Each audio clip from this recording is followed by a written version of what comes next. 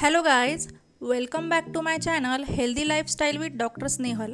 आज रामनवमीच्या प्रसादाचं महत्त्व, इम्पॉर्टन्स ऑफ रामनवमी प्रसाद.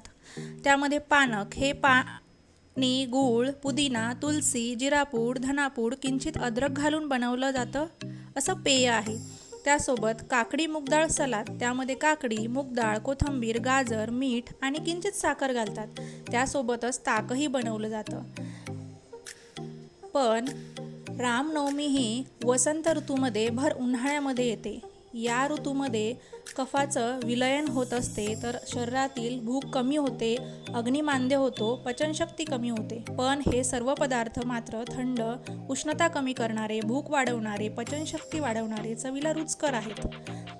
त्यामुळे म्हणूनच तर हा प्रसाद या दिवशी बनवला जातो. तुम्हा सर्वांना रामनवमीच्या खूप खूप शुभेच्छा आणि हा प्रसाद सर्वांनी नक्की खा. आजचा माझा व्हिडिओ आवडला असेल तर माझ्या चॅनलला लाईक, सबस्क्राईब अँड शेअर नक्की करा. असेच विविध व्हिडिओ मी तुमच्याशी सोबत शेअर करणार आहे. थँक्यू.